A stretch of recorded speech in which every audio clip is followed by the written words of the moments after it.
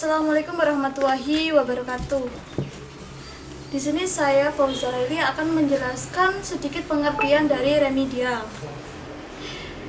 Banyak guru beranggapan bahwa remedial sebagai program baru yang diterapkan di sekolah, sehingga mereka merasa terbebani dan semakin berat dalam melaksanakan tugas. Remedial selama ini masih banyak dilaksanakan di tingkat perguruan tinggi seperti remedial bahasa. Padahal remedial secara hakikat sudah selalu dilaksanakan guru di sekolah. Hanya saja tidak terprogram sebagaimana yang diharapkan dalam sistem pendidikan sekarang. Tahapan-tahapan pembelajaran adalah sebagai langkah yang meliputi persiapan awal kepada pelaksanaan diatur secara sistematis. Setiap guru harus mengawali kegiatannya dari menyusun rencana pembelajaran. Rencana pembelajaran yang lazim dikenal dengan SAP adalah kumpulan dari beberapa kegiatan yang harus dilakukan guru dalam melaksanakan tugas pembelajaran. Yang pertama adalah review. Kegiatan ini dilakukan dalam waktu 1-5 menit, yakni mencoba mengukur kesiapan siswa untuk mempelajari bahan ajar dengan melihat pengalaman sebelumnya yang sudah dimiliki oleh siswa dan diperlukan sebagai pretest untuk memahami bahan yang disampaikan hari itu. Yang selanjutnya adalah presentasi.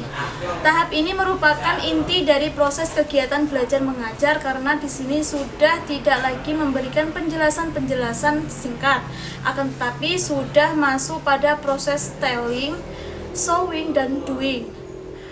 Proses tersebut sangat diperlukan untuk meningkatkan daya serap dan daya ingat siswa tentang pelajaran yang mereka dapatkan.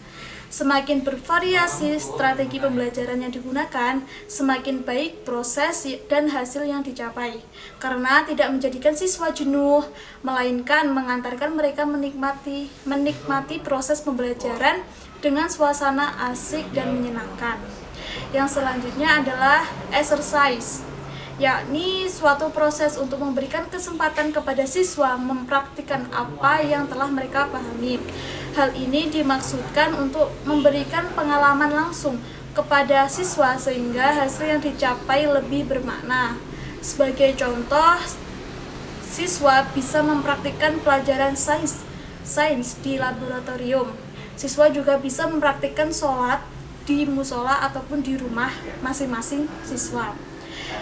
Yang keempat adalah summary, dimaksudkan untuk memperkuat apa yang telah mereka pahami dalam proses pembelajaran, yaitu guru memberikan kesimpulan kepada siswa di setiap akhir pembelajaran.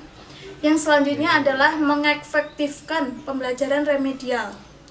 Menurut Sutikno, ada 7 perbedaan. Yang pertama adalah kegiatan pembelajaran biasa sebagai program pembelajaran di kelas dan semua siswa berpartisipasi, sedangkan pembelajaran remedial dilakukan setelah diketahui adanya kesulitan belajar. Yang kedua adalah tujuan pembelajaran. Dalam mencapai tujuan pembelajaran yang ditetapkan sesuai dengan kurikulum yang berlaku dan sama untuk semua siswa, sedangkan pembelajaran perbaikan tujuannya disesuaikan dengan kesulitan belajar siswa walaupun tujuan akhirnya sama. Yang ketiga adalah metode yang digunakan dalam pembelajaran itu sama untuk semua siswa, sedangkan metode dalam pembelajaran perbaikan disesuaikan dengan latar belakang kesulitan belajar siswa.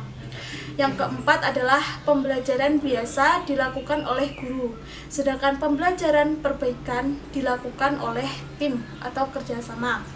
Yang kelima adalah alat pembelajaran remedial lebih bervariasi, mengoptimalkan hasil belajar melalui pembelajaran remedial. Yang keenam adalah pembelajaran perbaikan lebih diferensial dengan pendekatan individu. Yang ketujuh adalah evaluasi pembelajaran remedial disesuaikan dengan kesulitan belajar siswa.